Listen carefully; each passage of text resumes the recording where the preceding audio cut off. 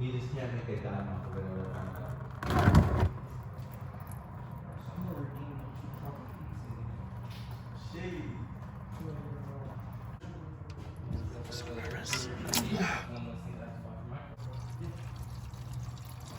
So nervous.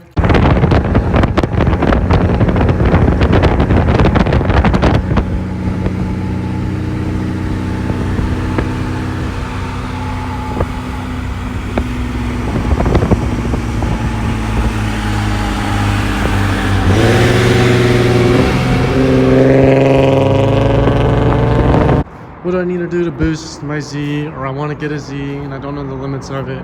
So I'm gonna make this video kind of short and sweet, try to get straight to the point. For any of you guys that want to supercharge your 370Z, I have the Soho air-to-air kit with the Stillen V3 blower. The Stillen V3 blower, stock pulley combination with the Soho air-to-air kit and the Soho intercooler, of course. The car is on pump gas. It is on 93 octane, on stock suspension, stock fuel system, stock flex plate, stock 7-speed automatic. The only thing I have to the automatic is a transmission cooler, which you might be able to see there, that little black grill right there. That is the transmission cooler. I'm gonna put a bigger oil cooler on this since the air-to-air kit is blocking it, so it can get to 220 every now and then if I beat on it enough, but the way I drive it, it doesn't really get to 220. I have a 15-row oil cooler on it, but for you guys that are naturally aspirated, a 15-row oil cooler will do fine. So if you guys want to boost your 370Z, specifically supercharge, and I'll try to make a single turbo video or just a turbo video by itself, so these are for the guys that want to supercharge it. If you have an automatic 370Z, I recommend you do supercharge it because you can do the stock transmission like I am. And this car is pushing 530 wheel horsepower on 13 and a half pounds of boost. And then in the weather like this, it's like 14 and a half. If it's like really cold out, it's like 14 and a half pounds of boost. For you guys that are automatic, in the mods, I would recommend long tube headers. I don't have long tube headers on this yet, but I do recommend you get long tube headers. Yeah, the stock headers right there. There's the heat shield. I do have test pipes on this, so still have the stock headers. But for you guys that want to supercharge, definitely get long tube headers. I recommend the ISR long tube headers. They work great. They're about 550 bucks. Next, you'll need a Y pipe. I recommend ISR Y pipe. After that, I recommend get a Tomei, or any single exit exhaust will work. I do have a Tomei. It's a 350Z Tomei. But any single exit exhaust will work. It'll give you the same horsepower, just sound preference. But supercharger, ISR long tube headers, ISR Y pipe, and then any single exit exhaust. For wheels, I'm just on the stock Sport Rays from the Falcons. I do recommend you get an upgraded flex plate so you can turn up the torque, because eventually my flex plate will go out. So that's why I don't really do 20 rolls in it right now, because it's pretty hard on it. But I can do like second gear and up, it'll be fine. Highly recommend get a flex plate. You can get the Fast Intentions one. It's about 800 bucks, and all you need to do is just install the flex plate, and you can still be in the stock transmission and you'll still be fine. But I do recommend get a transmission cooler.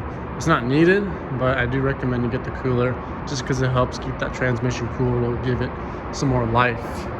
All you guys that want to supercharge your 370Z, that's automatic. Long tube headers, ISR Y pipe, single exit cat back. You don't need intakes because you're going to get new intakes anyway.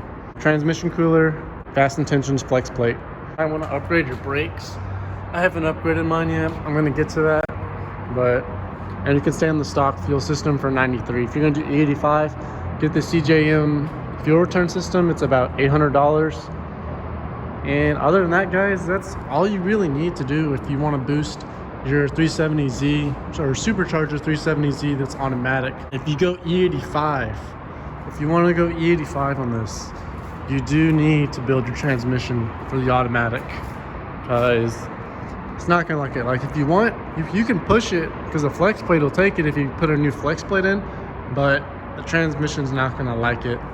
So the limit on these is they start kind of having little issues around like 410 torque to the wheels, 420 torque to the wheels. 410 torque, 420 torque to the wheels. These can kind of have some issues, but 450 torque to the wheel on the automatic transmission, you're asking for trouble. So that's why I kept mine under 400. But when it's cold outside, mine kind of gives, I don't know, sometimes mine will have like a little hiccup. Like I can feel like it doesn't like it sometimes. For E85, you need the fuel return system. You need 1300cc injectors.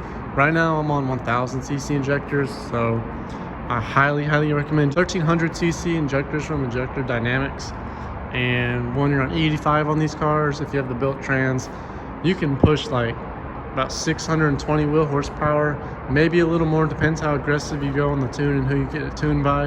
And then the torque, you can have it at like over 400 easily. You could safely turn the torque up if you have the built transmission. If you do 85 on the stock transmission, keep the torque down below like 420 if you can. If you want to go the safe route on 93, just do flex plate transmission cooler and just keep the torque turned down and you'll be fine.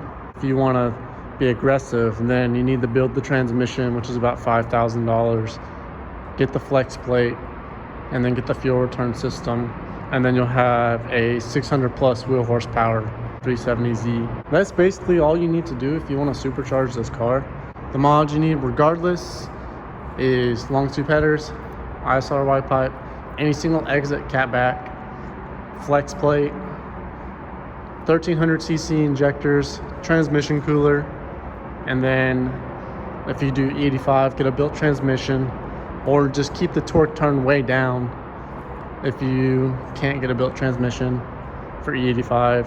And if you do E85, get the fuel return system. And also, I forgot, you need to get a upgraded fuel pump. I have the 485 Hellcat fuel pump. You can also get like the 525 fuel pump, or you can do like twin fuel pumps, but I just have the 485, which is also rated for E85, but I'm just on 93. So the only thing that's stopping me from E85 is a fuel return system and a flex plate and 1300cc injectors. So for now it'll be on 93, but I think I might manual swap this eventually if I can. That way I don't have to worry about the transmission at all or the flex plate, and then I just have to get a fuel return system and 1300cc injectors. If you guys have any other questions, let me know. Thanks for watching.